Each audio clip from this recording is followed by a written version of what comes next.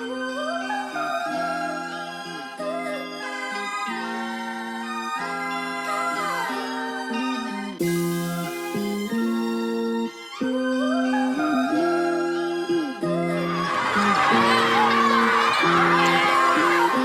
growing up as a kid, I had two sisters that played basketball also. My dad played at Mary State, so we was always a basketball family.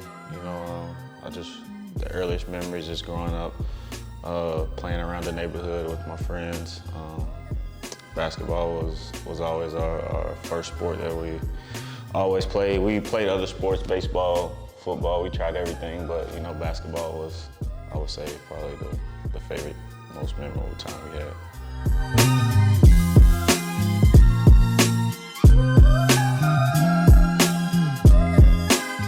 It was a big decision for me. I had multiple offers to go to different schools all over the country, but I felt it was important to stay home. And Western Kentucky was a really good school at the time, still is. A mid-major program that was, on the rise and in the NCAA tournament a lot, and I thought I had a chance to go there, and grow as a freshman to my sophomore year, and eventually be the leader of the team my junior and senior year. So I felt that was a good decision for me. I would say probably my junior year of college, that it became a realistic goal for me, to say I can make a living out of playing basketball. When I was in college and I was able to, help lead my team to success and started to mature my game, I felt this could be a good situation for me.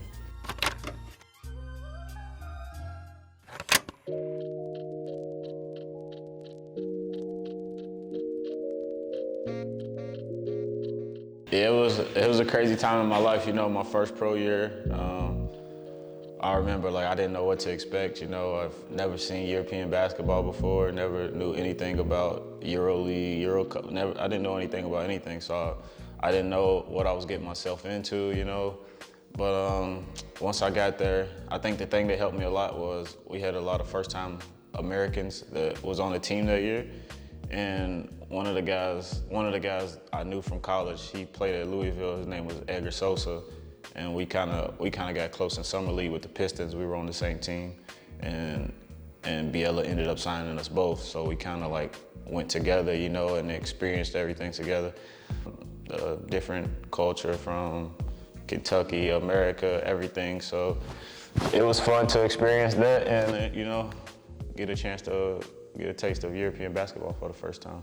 No, I could have never imagined this, growing up like we said, playing basketball, your dream was always to play, NBA and overseas basketball. Europe never crossed our minds as kids.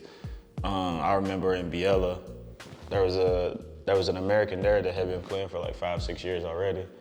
So it was our first year, and we was asking him man, how did you manage to do 5 years? That's crazy. To be away from home for 5 years, we couldn't take it.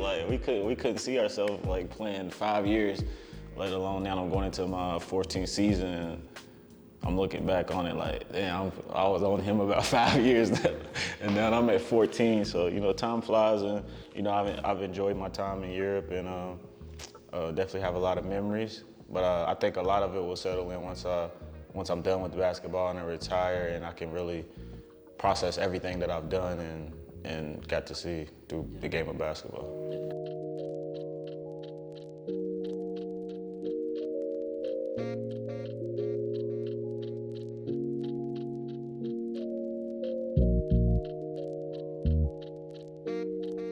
As the game went along, we grew more confidence, and man, we just made history. It means a lot to me. It means everything to me. Those guys really welcome me in with open arms. Being a naturalized citizen, you can look at me and tell that I'm not, from Poland. Polish really don't have any roots, coming from the country. But the players on the team accepted me.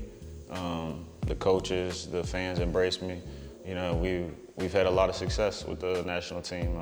3 Eurobaskets, just recently a 4th place finish. First World Cup in 50 years. and I also got to play against Team USA, which was like another moment I'll probably reflect back on once I'm done playing and be like, wow, that was pretty cool.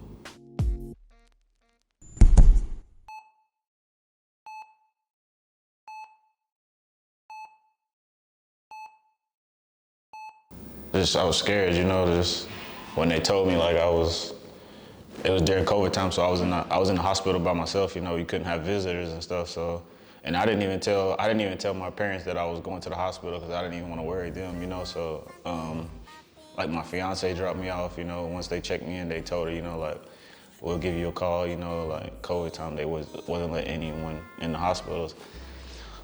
So, it was like late in the night when I went to the ER room, so like I didn't even get to see a doctor till like the next morning. And once they did the procedure to like go with the camera inside to see what was going on, it was like, you know, well, let me rewind, go back. I didn't even know what the problem was, like still. I didn't know what the problem was. They was like, we had to do, I was feeling bad and they knew like something was wrong with my heart. But they was like, the doctor, you need to see the doctor. He has to, you know, like put the camera inside of you and then see what's going on. So when they told me that, I was scared, you know, it was like, we're gonna do the procedure, put the camera in. You may have a blood clot or something, like we'll fix the problem once we're inside, like. So I just laid down on the table. They, you know, gave me some gas and like I phased out. So I didn't know I had the blood clot and heart attack and all that to after the fact, after that they fixed the problem, you know. So when I woke back up, you know, they told me, you know, you had a blood clot. It caused you to have a cardiac arrest, a heart attack. It was stop the flow of blood through for your whole body, like the arteries. So that's why I was feeling bad. So they was just like, you know, just luckily that you came into the ER room because it could have went bad if you would have, you know, stayed home. Like I was getting mixed signals from different doctors, you know, some would say, you know, like, no, you have no problem, like to go back slowly and, you know, you should be able to play. And then mostly European doctors from the European teams were saying no. Yeah. And I kind of get their point because they didn't want to take the chance that something would happen, you know, and then it could be, you know, it could be a problem. But yeah, it was a couple teams that came in the picture. You know, Gran Canaria. I was actually supposed to sign back to Sevilla for a 2-year deal with Wama. Now he's in Malaga. I just seen him last week, and you know, so that whole thing didn't work out. He was calling my agent like, you don't know why agent hasn't signed the contract, like such and such. Like, yeah. So my agent had to tell him like, man, AJ's in the hospital. He just had a heart attack and blood clot. So they backed out. You know, their doctor was like, you know, it's too big of a risk. You know, like backed out. And then, you know, Gran Canaria came. You just don't work, and you realize your first. Thank God. I don't think I wanna reminisce it. I'll be better on my own time, smoke my own kind. I wanna stay in my lane. I know we had the good thing, but they could never be the same. I'm not really sure, like, what I want to do. You know, at first I want to, you know, just relax and, you know, and enjoy my family, you know, enjoy my time being back home, you know, and like the holidays, like enjoy being home for the holidays, being home for things that I've never been home for, like I've never been able to go back to my university to go to a homecoming. I've never been at home, you know, for different holidays, Christmas, Thanksgiving, been away. So enjoy those times and those moments. And then, you know, I would love to be involved with the game of basketball, if that's coaching at the university level, or like I've known, like over my 14 years of playing professionally in Europe, like I've got to know a lot of people, a lot of NBA scouts from players I played with, like Rudy Gobert, Clint Capella, Teo Maladon, Frank, who else? There's a lot of guys that I've made relationships over, you know, NBA scouts, and still to this day, Khalifa and Oleg, a scout, you know, came in to watch them last year or 2 years ago, you know, and he pulled me to the side. He was like, hey, like, if you're interested in, you know, doing this scout work after basketball, like, contact me. So I have some options, and also we have a nonprofit back home, Switch to Success, where we help the kids. You know, we help the kids in our community, you know, try to empower them and, give them a safe outlet to do basketball camps or back to school drives. And we want to expand on that program more. And we're also planning to build our own facility, like a gym and classroom space to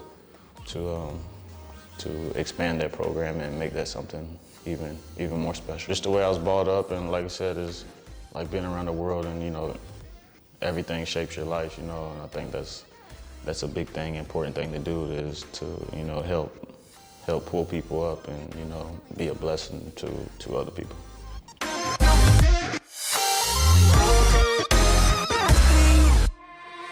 I would listen for hours to all your bitching. Ran myself in the ground trying to fix it. But it wasn't me, girl, it was us.